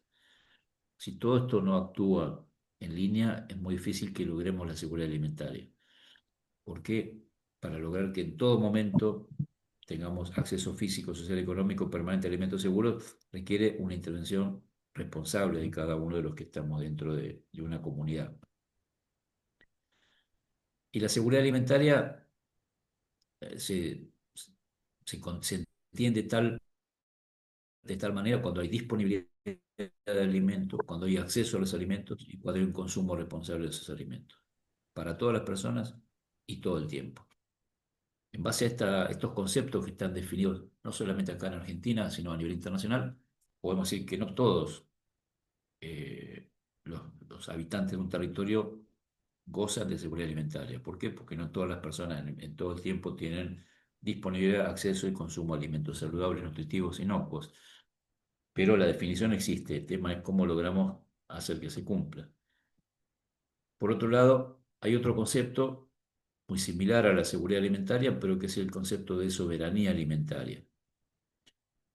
Y se define como el derecho de cada pueblo, de cada región, que es habitada por un grupo de personas, a que esas personas puedan definir sus propias políticas y estrategias de producción de alimentos, de distribución de alimentos, de consumo de alimentos, para garantizar que haya una alimentación que, desde el punto de vista cultural y nutricional, sea a la apropiada y suficiente para toda la población. Y acá también entramos en otro debate interesante porque nosotros como consumidores podemos tener acceso a un punto de venta donde los alimentos están disponibles para que los podamos adquirir. Ahora, como decíamos hoy, si no tenemos acceso a los demás eslabones de la cadena para poder definir cómo queremos que se produzcan, cómo queremos que los alimentos lleguen a nosotros, no lograríamos tener este concepto ejecutado, por lo menos en definición teórica, como dice acá, ¿no? Temas que tenemos que construirlo, aquello que no está, pensar que lo podemos construir. Y la soberanía es esto, nuestra definición como pequeña y mediana producción, también además de la grande, respetando todas las culturas, la forma de producción de los distintos sectores de la comunidad, tanto la pesca, la producción campesina, indígena, que en distintas regiones de nuestro territorio nacional y otras regiones del mundo existen. Y ahí juega un rol fundamental la mujer también, que es la que está vinculada a la producción de alimentos y al abastecimiento de alimentos. Y esto nos genera, bueno, imaginar un escenario distinto al actual, que por supuesto hay que trabajarlo para que esto exista, ¿no? No sé si habían escuchado hablar de la soberanía alimentaria, si han estado con respecto a esto, han tenido alguna mirada alguna vez respecto a lo que es soberanía. Eh, yo creo que es importante que por lo menos lo pensemos, ¿no? Como estrategia para poder imaginar que la vida alimentaria puede estar mejor, para poder estar más sanos, más saludables y desde el punto de vista nutritivo tener una mejor alimentación. Me gustaría que podamos compartir un video cortito antes de finalizar que tiene que ver con nuestra alimentación.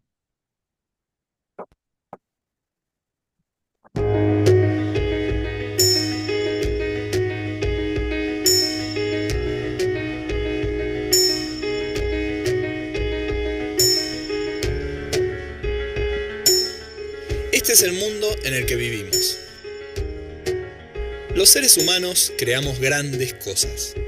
Podemos movernos por todo el mundo, volar, hablar cara a cara con alguien que se encuentra a miles de kilómetros, curarnos de la mayoría de las enfermedades, comprender cómo funciona el universo y hasta tenemos espacio para la creatividad.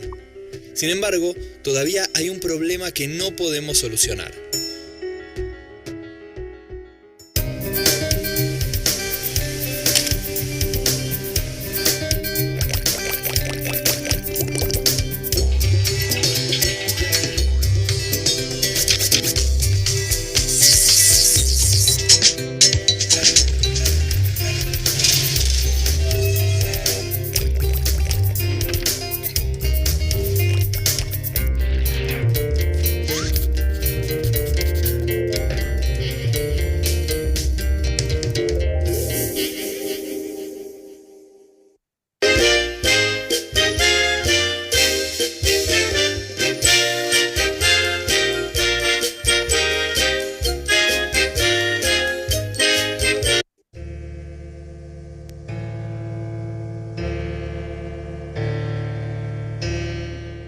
Casi la mitad de la humanidad sufre hambre o muestra indicios de desnutrición. Lo más llamativo es que es un mundo que produce alimentos para 12.000 millones de personas, habitado apenas por 7.000 millones.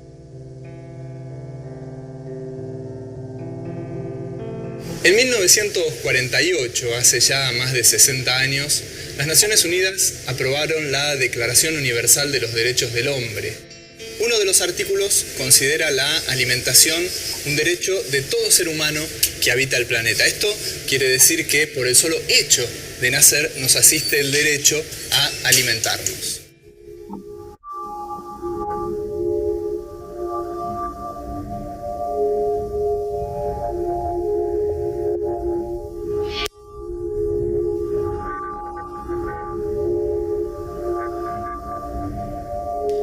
A lo largo de los siglos, la alimentación siempre fue un tema de preocupación. Para las sociedades de base romana y cristiana, la idea de alimentación estaba ligada al trabajo. Solo comía el que trabajaba. El resto, los niños, los desocupados, los enfermos, recibía comida como una forma de asistencia altruista. Comía por la caridad del resto de la sociedad. Como sabemos, la alimentación estuvo sujeta a tiempos de bonanza, pero en tiempos de escasez, por guerras o desastres naturales, eran normales las hambrunas. Algunas hambrunas, como las que sufrió Europa, especialmente durante el siglo XIV, fueron la antesala de plagas y de guerras y dejaron profundas huellas en la cultura occidental que llegan incluso hasta nuestros días. Un ejemplo son los cuentos infantiles, los más populares, esos que tienen lobos, ogros, brujas, que se comen a los chicos. Son, en general, adaptaciones de los relatos de los hermanos Grimm. Estos hermanos que recorrieron durante el siglo XVIII Alemania, especialmente, compilando las historias que contaba la gente del lugar y que se habían salvado del olvido gracias a la tradición oral. Son historias que provenían de siglos atrás, de tiempos de las hambrunas, cuando la desesperación a veces llevaba al abandono de las personas más vulnerables, que eran las mujeres y los chicos. Hace unos 300 años nació la idea del contrato social. Todos los habitantes de una sociedad estaban de acuerdo en someterse a una autoridad, y la autoridad, a la vez, debía garantizarles ciertos derechos. Aunque no estaba explicitada como un derecho, la alimentación pasó entonces a ser una meta constante de los políticos, en especial durante los días de la Revolución Industrial, cuando la alimentación de los trabajadores fue un motivo de preocupación tan importante como el abastecimiento de carbón para las máquinas de vapor, alimento para los trabajadores y carbón para las máquinas. Parece mentira, pero en 10.000 años de historia de la humanidad, el derecho a la alimentación, algo tan básico, aparece recién bien entrado el siglo XX.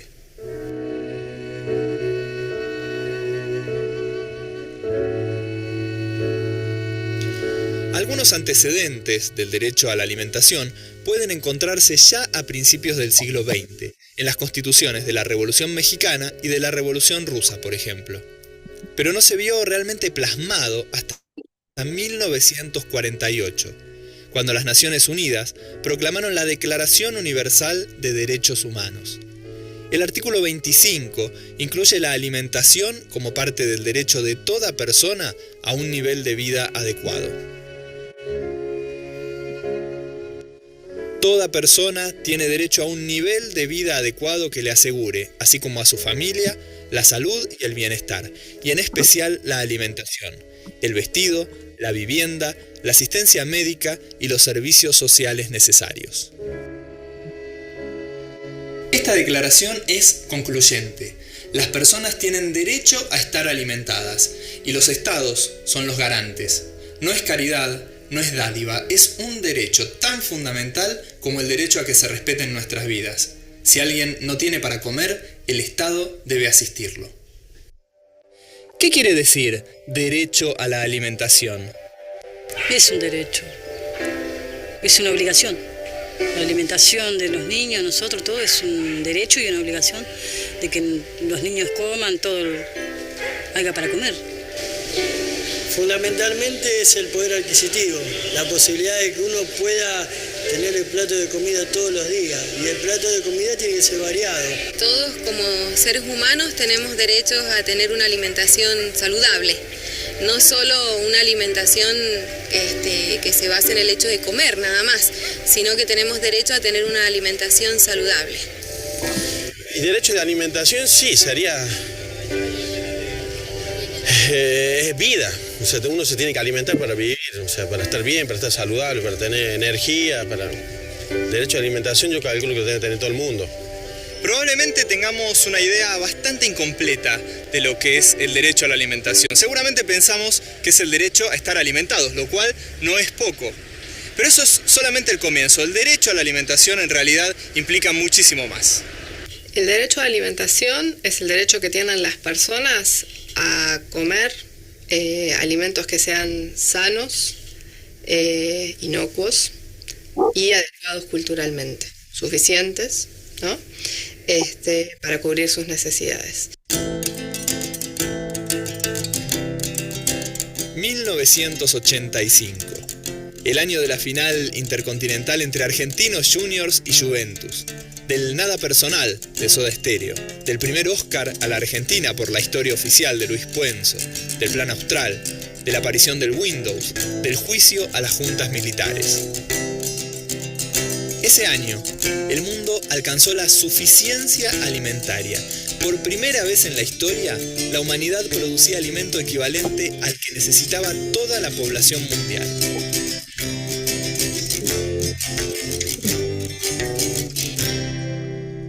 Haber solucionado la cuestión de la suficiencia alimentaria sin dudas fue un paso muy importante. Pero hoy, a 60 años de haber proclamado que todos los habitantes gozamos del derecho a la alimentación y a 30 de haber alcanzado la suficiencia alimentaria, evidentemente queda muchísimo por hacer. Somos 7.500 millones de personas en todo el planeta. Producimos alimentos para 12.000 millones de personas. Y hay 1.000 millones que todavía tienen hambre y posiblemente 2.000 millones que tienen algún problema para alimentarse.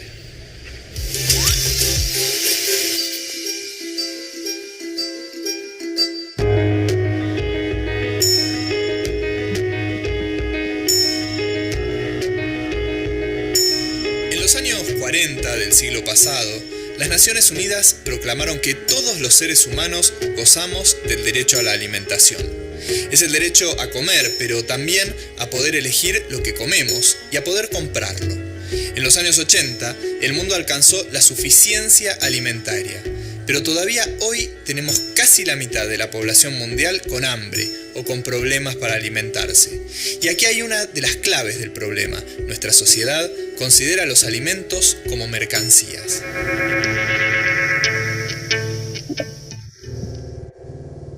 Si los alimentos son mercancías, tienen un precio. Y entonces no van hacia quienes los necesitan, sino solo hacia quienes pueden pagarlos. Ahora, ¿quiénes son las personas que pasan hambre en el siglo XXI? Repasemos algunos datos interesantes. El primer dato es que el hambre, hoy, no es consecuencia de la falta de alimentos, sino de la injusticia social. Los más vulnerables son los trabajadores rurales, los pescadores, los campesinos sin tierra y los indígenas. Ellos representan el 75% de las personas que sufren hambre. Las estadísticas dicen que son estos grupos los que producen con su trabajo el 70% de los alimentos, pero solo poseen el 1% de las tierras de cultivo. Vivir lejos de los mercados o en lugares carentes de infraestructura, en terrenos poco aptos, con poco acceso al agua, a las semillas, a la tecnología o al crédito, también son factores que generan hambre y, por supuesto, los conflictos armados. En la Argentina el tema llegó a la agenda pública recién en los años 80 del siglo pasado y tomó verdadero impulso a partir de la crisis social y económica de 2001. ¿Te imaginás a una niña o a un niño con un chaleco antibalas hoy? Argentina fue siempre un país productor de alimentos. Como la producción siempre excedió las necesidades, buena parte se destinó a la exportación. Para la dirigencia política ligada a los sectores productores de alimentos, el hambre no era un problema de agenda. En el granero del mundo no era posible que alguien pasara hambre, a menos que no quisiera trabajar. Pero en los años 30 del siglo pasado, se apreció por primera vez un reconocimiento oficial del problema. La sanción de la Ley de Maternidad e Infancia por iniciativa del legislador socialista Alfredo Palacios incluía la distribución universal de leche en polvo, para reforzar la alimentación de niños y madres de bajos recursos.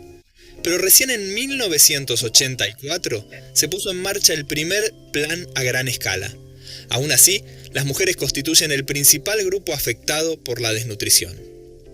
El Plan Alimentario Nacional fue una promesa de la campaña de Raúl Alfonsín del 83, que apuntaba a paliar la cuestión del hambre en una sociedad que tenía más o menos un 15% de sus integrantes por debajo de la línea de pobreza. La idea era cubrir el 30% de las necesidades nutricionales de una familia de 4 personas con la entrega mensual a lo largo de 5 años de esto que fue el emblema, la caja pan. Generalmente esta caja traía 2 kilos de leche en polvo, 2 litros de aceite, 1 kilo de fideos, 1 kilo de arroz, 1 kilo de carne enlatada, 2 kilos de harina y 1 kilo de porotos. A veces traían también bonos para canjearlos por carne y hasta por medicamentos. 1.400.000 cajas se llegaron a repartir por mes en un plan que movilizaba a 2.500 personas y que duró hasta el final del gobierno de Raúl Alfonsín en 1989. El plan llegó a alcanzar a unas 700.000 familias. El primer plan alimentario lo que hace es poner en relevancia que el Estado es responsable de la situación alimentaria de la población. Es la primera vez que el Estado da un paso al frente y dice, yo tengo responsabilidad sobre este tema. No es solamente hay gente que no llega a comprar la comida que necesita, sino es el Estado es responsable de esto. Ese es creo, el gran mérito del Plan Alimentario Nacional, el primero, el PAN. Durante los años 90, las políticas neoliberales produjeron un aumento vertiginoso de la desigualdad en la Argentina. La pobreza y la indigencia alcanzaron picos históricos, al ritmo de un Estado cada vez más débil. Tras la crisis de diciembre de 2001, el Estado comenzó a trabajar para paliar la situación a través de diversos planes sociales. El daño de 3 décadas fue de tal magnitud que aún la mejora en los índices socioeconómicos desde 2003 no alcanzó para compensar las situaciones más urgentes. Por eso el Gobierno Nacional en 2009 decretó una asignación universal por hijo que hoy alcanza a 3,5 millones de chicos y que busca, entre otros objetivos, garantizar el derecho a la alimentación. La asignación universal por hijo está destinada a grupos sociales vulnerables, a grupos familiares que se encuentran desocupados, que pertenecen a la economía informal, al servicio doméstico, también a los trabajadores de temporada en los meses de reserva de puesto de trabajo y a los monotributistas sociales. A ellos son los que cubre esta asignación universal. La asignación universal consiste en el pago de una prestación monetaria mensual no contributiva. Se le paga las asignaciones familiares a los papás hasta un máximo de 5 hijos. Los papás tienen que ser argentinos o pueden ser extranjeros, pero tener una residencia de 3 años en el país con anterioridad al otorgamiento de la asignación, porque la asignación no se solicita, ANSES la otorga automáticamente cuando encuentra que un papá se encuentra en esta situación de vulnerabilidad.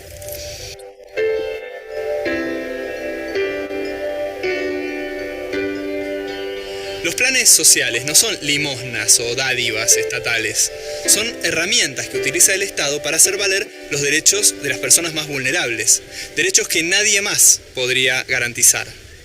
Lo importante es...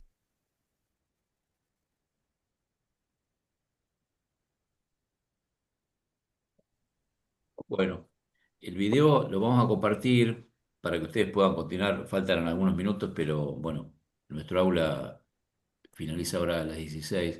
Esto estaba vinculado con la última diapositiva que vimos, que tenía que ver con la seguridad y la soberanía alimentaria, dos temas que tienen que ver con las definiciones teóricas de lo que significa el acceso a los alimentos, la disponibilidad por un lado y el acceso por otro.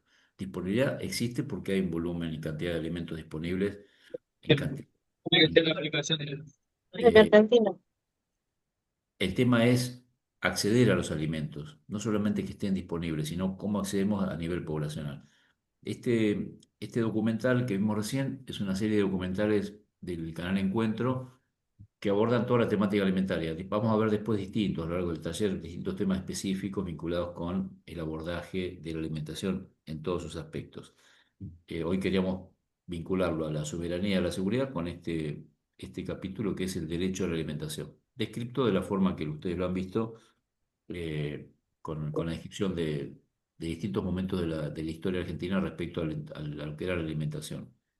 Eh, de parte nuestra, bueno, les agradecemos que hayan estado hoy presentes aquí. Tenemos que dejar el aula para los que vienen atrás nuestro, decirles que esta semana, como ustedes habrán escuchado, leído seguramente, la Universidad Nacional de Burlingame va a participar, como todas las universidades del país, en la marcha mañana, el día 17, por los motivos que son de público conocimiento, como ustedes saben, y tiene que ver con visibilizar una situación que no pasa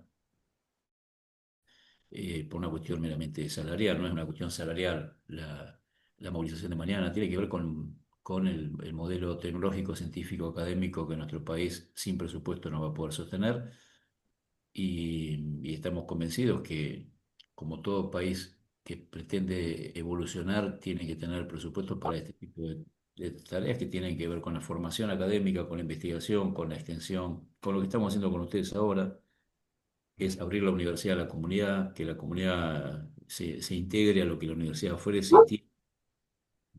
Por eso mañana los que estamos integrando la universidad, tanto no docentes, docentes y estudiantes, vamos a estar marchando para poner en visibilidad y que el gobierno nacional comprenda que no es solamente una cuestión monetaria la vida de las personas, es una cuestión de proyectar un país con recursos que son imprescindibles, que tienen que estar para la educación, para la salud, incluido mañana el tema del Garrahan, por supuesto, con un estado de situación alarmante, sumado al tema de discapacidad. Por supuesto que convalidamos que esta marcha tiene que estar poniendo en visibilidad absoluta, y hay cuestiones de las cuales el Estado no puede estar ausente, ni puede dejar de invertir para construir una sociedad más justa, en definitiva, con el derecho a todas aquellas personas que están vulneradas absolutamente en su propia defensa. Eh, los niños, lo del Garrahan creo que es un ejemplo muy, muy elocuente. Tuve la posibilidad de trabajar allí con el tema síndrome político, recorrer distintos espacios de los sectores de internación con el tema de enfermedades que derivan a nivel del país, chicos que estaban afectados por su salud, a través de los alimentos, por las bacterias, por los contaminantes, y ese espacio de excelencia como es el Garrahan y todos los lugares que tienen que ver con la educación y la salud pública, no podemos permitir que se desfinancie, y eso es un motivo por el cual mañana estaremos marchando. Con ustedes nos reencontraremos la semana próxima. Le damos un abrazo a la distancia y gracias por estar allí y comprender todo esto que está ocurriendo. Gracias a usted, muy interesante la charla y por supuesto que mañana estoy totalmente de acuerdo en visibilizar esta problemática. Gracias, Cecilia. Gracias, un abrazo a todos y hasta la próxima semana. Hasta la próxima, gracias. Gracias por todo.